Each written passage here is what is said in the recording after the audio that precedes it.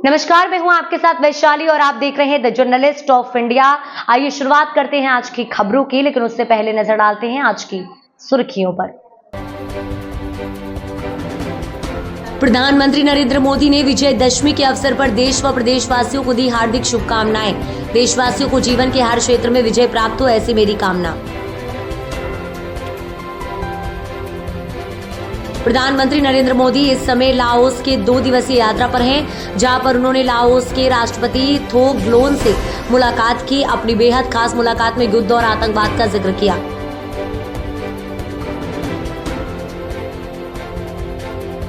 उत्तर प्रदेश के मुख्यमंत्री योगी आदित्यनाथ ने गौरक्षा पीठ में पूजन अर्चना के उपरांत कहा, जो समाज अपनी आधी आबादी का सम्मान करेगा उसको विजय श्री प्राप्त होगी। एक बार फिर योगी सरकार व समाजवादी पार्टी अपने सामने हो गई है। मामला था अपने मुख्यमंत्री काल में बनवाए जा रहे कन्वेंशन सेंटर में जयप्रकाश नारायण की मूर्ति पर माल्यार्पण करने का।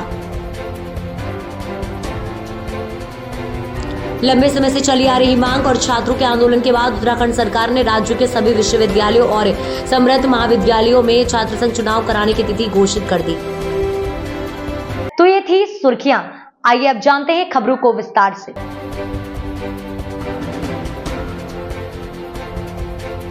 प्रधानमंत्री नरेंद्र मोदी ने विजयदशमी के अवसर पर देश व प्रदेशवासियों को दी हार्दिक शुभकामनाएं।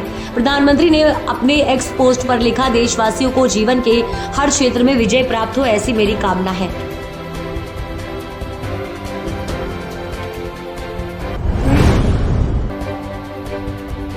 आपको बताते चले कि प्रधानमंत्री नरेंद्र मोदी इस समय लाओस के 2 दिवसीय दौरे पर हैं, जहां पर उन्होंने लाओस के राष्ट्रपति थो गलून से मुलाकात की।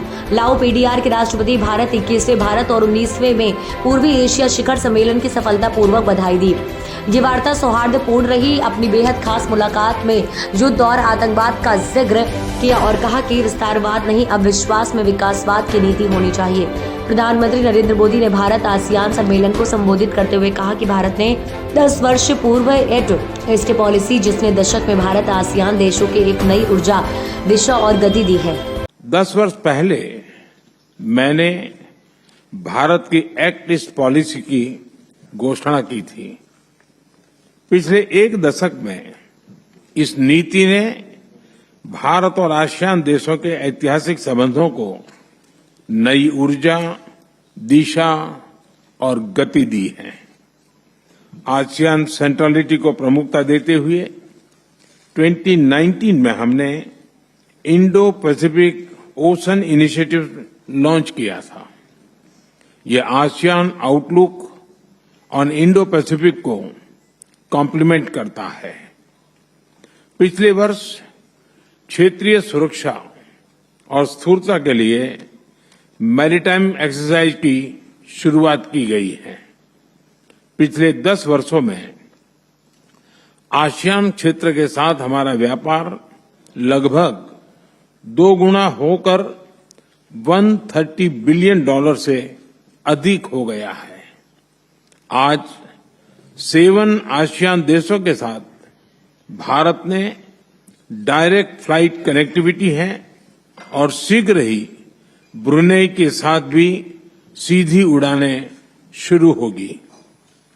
तिमोर लेस्ते में हमने नया दूतावास खोला है।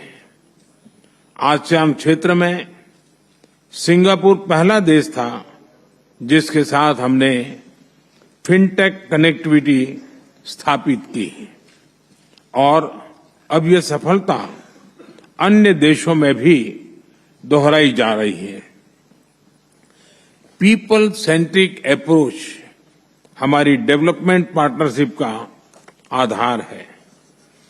300 से अधिक आसियान छात्रों को नालंदा यूनिवर्सिटी में स्कॉलरशिप का लाभ मिला है। नेटवर्क ऑफ यूनिवर्सिटीज लॉन्च किया गया है। मुख्यमंत्री योगी आदित्यनाथ ने अपने गृह नगर गोरखपुर की गौरक्षा पीठ में पूजन अर्चना के उपरांत दुर्गा नवमी एवं विजयदशमी के अवसर पर कहा, जो समाज अपनी आधी आबादी का सम्मान करेगा उसको विजय श्री प्राप्त होगी।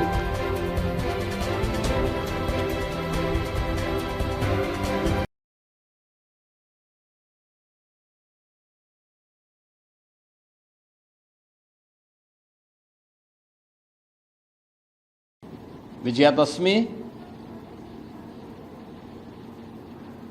प्रभु श्री राम का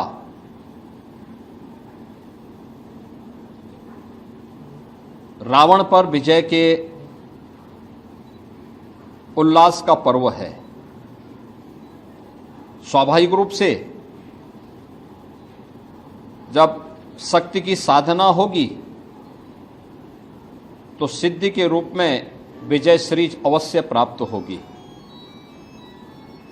दूसरा, जो समाज अपनी आधी आबादी का सम्मान करेगा, उसका सशक्तिकरण करेगा, वह समाज स्वयं ही विजय श्री को वर्ण भी करेगा। यह पर्व इस बात की भी प्रेरणा प्रदान कर रहा है। आज के इस अवसर पर जब हम लोग नवरात्रि के नवमी तिथि पर जगतजननी मां भगवती के इन पावन 9 स्वरूपों के दर्शन और उनके पूजन के अनुष्ठान के साथ जुड़ रहे हैं, मैं पूरे प्रदेश वासियों का आह्वान करूंगा कि हमारी सनातन धर्म की परंपरा कितनी पवित्र और कितनी उदात्त रही है कि उसने हर महत्वपूर्ण पर्व और त्यौहार को समाज को आगे बढ़ने, एक नई प्रेरणा प्रदान करने का माध्यम बनाया है।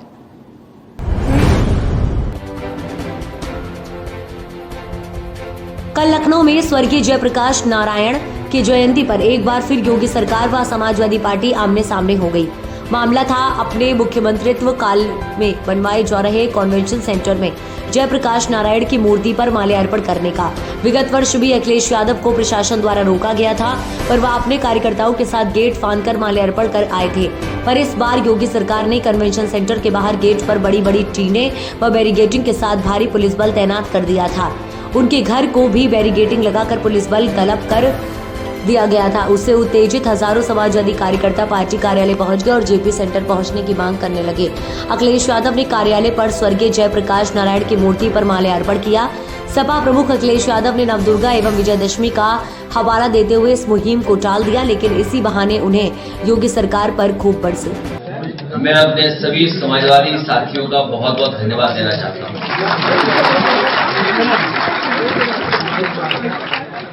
कल ही रात से एक समाजवादी कार्यकर्ता तैयार था आंदोलन के लिए। मैं इनको बधाई देता हूं कि आज सड़क पर निकल करके जो भारतीय जनता पार्टी हम लोगों को रोकना चाहती थी, घर ही में कैद कर रखना चाहती थी, लेकिन कार्यकर्ता सड़कों पे दिखाई दिए और आज त्योहार के दिन होने की वजह से, नवरात्र का त्योहार है, हर घर में आज त्योहार मनाया जाता है। इस संघर्ष को इसी तरह हम लोग जारी रखेंगे और आज घर के सामने ही हम लोगों ने जयप्रकाश जयंती, लोक नायक, भारत रत्न, समाजवादी नेता गांधी जी के साथ और भारत की आजादी में भूमिका निभाने वाले जयप्रकाश जी की जयंती हम लोगों ने वहीं पर मनाया। जो समाजवादियों ने म्यूजियम बनाया था जहां पर जयप्रकाश नारायण जी की प्रतिमा है, हर वर्ष हम लोग वहां पर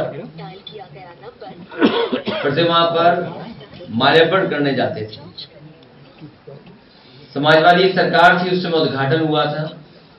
नेताजी के साथ साथ बहुत सारे समाजवादी नेता उस दिन आए थे और सोशलिस्ट म्यूजियम का उद्घाटन हुआ था। जेपीएनआईसी का उद्घाटन बाद में हुआ है। जेपीएनआईसी वो बिल्डिंग है जो वर्ल्ड क्लास स्ट्रक्चर बना हुआ है, जिसके अंदर आज के समय पे जो मॉडर्न चीजें हैं, जिस तरीके से इंडिया हैबिटेट सेंटर बना हुआ है दिल्ली में, बड़े बड़े कल्चरल प्रोग्राम या कॉन्फ्रेंसेस होती हैं और समय समय पर वहां पर कार्यक्रम होते हैं, उससे भी बेहतर लखनऊ में नेताजी ने शिलान्यास किया था और पिछली समाजवादी सरकार में उसको पूरा किया गया था। ये जेपीएनआईसी वो बिल्डिंग है जो सबसे ऊंची बिल्डिंग है। सबसे ऊंची बिल्डिंग होने के साथ साथ इसके अंदर देश का सबसे बड़ा कॉन्फ्रेंस हॉल है, और जो इसका स्ट्रक्चर है, जो कैंटिलीवर है, शायद बिना पिलर के इतना बड़ा कॉन्फ्रेंस हॉल कहीं देश में नहीं होगा जो जेपीएनआईसी के अंदर है। साथ ही साथ 1200 गाड़ियों की पार्किंग है, 200 कमरे हैं, तमाम स्पोर्ट्स की चीजें हो सकती हैं उसके अंदर, लॉन टेनिस का इंडोर प्लेग्राउंड है, world class all weather Olympic size swimming pool है, और इसके साथ साथ इसकी सबसे ऊंची मंजिल पर हेलीपैड भी बना है। ये भारतीय जनता पार्टी कोई भी ऐसी बिल्डिंग नहीं बना पाए जिसमें हेलीपैड हो। समाजवादियों ने लखनऊ में दो ऐसी बिल्डिंग बनाई है जिसमें हेलीपैड है, इमरजेंसी के समय पर या किसी और घटना के समय पर हेलीकॉप्टर उतर सकता है। और उसी जगह पर कैंटिलीवर का 8 मीटर कैंटिलीवर स्विमिंग पूल भी है, क्योंकि इधर बहुत सारे लोग, नए जमाने के लोग कैफे जाते हैं, चाय पीने। कैफे का एक नया कल्चर शुरू हुआ है। कम से कम उस टॉप फ्लोर पर कैफे भी रहता, न केवल बिल्डिंग के ऊपर आप बैठ सकते थे बल्कि पूरे लखनऊ को देख सकते थे, और रिवर फ्रंट आपको देखने को मिलती, साथ ही साथ गणेश पार्क और लोहिया पार्क देखने को मिलता। और अखिलेश यादव उसी कांग्रेस की सरपरस्ती में आज की राजनीति कर रहे हैं, तो मुझे नहीं लगता कि उन्हें कोई सैद्धांतिक अधिकार है कि वे जेपी की बात को आगे बढ़ाने की बात करें, जेपी के आदर्शों की बात करें। वो कहते हैं कि हमने जयप्रकाश जी के नाम पर इतना बड़ा वो बनवाया, भारत का सबसे बड़ा कन्वेंशन सेंटर कहा जाता है उसको। नहीं, वही कहा ना कि जो व्यक्ति जिनके आदर्शों की हत्या कर रहा है, जो व्यक्ति जिनके सिद्धांतों की आहुति दे रहा है, उसको कोई नैतिक अधिकार नहीं कि उस व्यक्ति के सिद्धांतों की बात करने का वो कोई नैतिक साहस रख सके। उन्होंने नीतीश कुमार जी से भी कहा है कि सरकार से समर्थन वापस ले चुके हैं। कि वही कहा ना कि वो खुद उसी कांग्रेस की गोद में बैठे हैं जिस कांग्रेस के खिलाफ जयप्रकाश नारायण जी ने अपने सारे आंदोलन को आगे बढ़ाया। तो ऐसा कर कर वो स्वयं जयप्रकाश नारायण की राजनीतिक और वैचारिक हत्या करने के दोषी हैं। सरकार ने जेपीएनआईसी पर अखिलेश यादव को माल्यार्पण करने से रोक दिया, इस बारे में आपका क्या कहना है? ये सरकार पता नहीं किस टाइप की सरकार है। सरकार महापुरुषों के ऊपर माल्यार्पण करने से रोक रही है। अब सोचो कि इस सरकार की मंशा कैसी हो सकती है, कितनी गिरी हो सकती है, कितनी घटिया हो सकती है, ये आप खुद समझ सकते हैं। लंबे समय से चली आ रही मांग और छात्रों के आंदोलन के बाद उत्तराखंड सरकार ने राज्य के सभी विश्वविद्यालयों और संबद्ध महाविद्यालयों में छात्र संघ चुनाव कराने की तिथि घोषित कर दी है। प्रदेश के उच्च शिक्षा सचिव डॉक्टर रंजीत सिन्हा ने गुरुवार को बताया कि 25 अक्टूबर को पूरे प्रदेश में छात्र संघ चुनाव कराए जाएंगे। इस निर्णय के बाद कुमाऊं विश्वविद्यालय ने धरने पर बैठे छात्रों से आंदोलन समाप्त करने की अपील की है।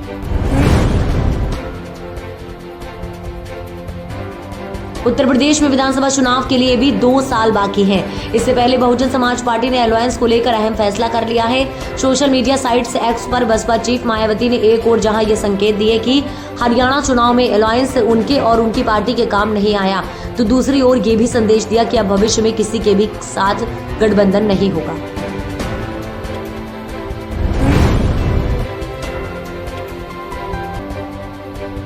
उत्तर प्रदेश की राजधानी लखनऊ स्थित जेपीएनआईसी मामले के बीच समाजवादी पार्टी के राष्ट्रीय अध्यक्ष अखिलेश यादव ने बिहार के सीएम नीतीश कुमार से बड़ी अपील की है। उन्होंने कहा कि नीतीश कुमार भी उन्हीं जेपी आंदोलन से आते हैं जिसने देश में आंदोलन किया, वो भी ये देख रहे होंगे। उन्हें चाहिए जो लोग जेपी की जयंती नहीं मनाने दे रहे हैं उनसे समर्थन वापस ले लें। सपा चीफ ने कहा कि बिहार के मुख्यमंत्री जी जयप्रकाश के आंदोलन से निकले हैं, जो सरकार उनके जन्मदिन पर सम्मानित नहीं करने दे रहे हैं। हफ्ते के आखिरी कारोबारी सत्र में भारतीय शेयर बाजार मुनाफा वसूली के चलते गिरावट के साथ क्लोज हुआ। हालांकि आईटी और फार्मा स्टॉक्स में शानदार खरीदारी देखने को मिली है।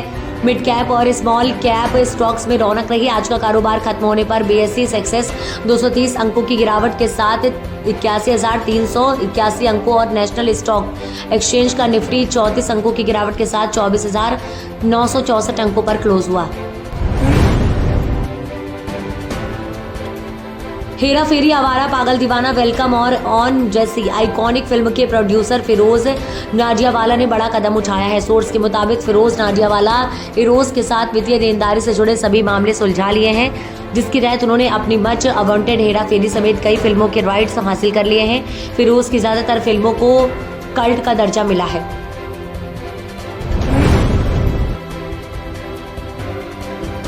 पाकिस्तान और इंग्लैंड के बीच 3 टेस्ट मैचों का सीरीज का पहला मैच खत्म हो गया है, जो 7 अक्टूबर से मुल्तान इंटरनेशनल क्रिकेट स्टेडियम से खेला जा रहा था।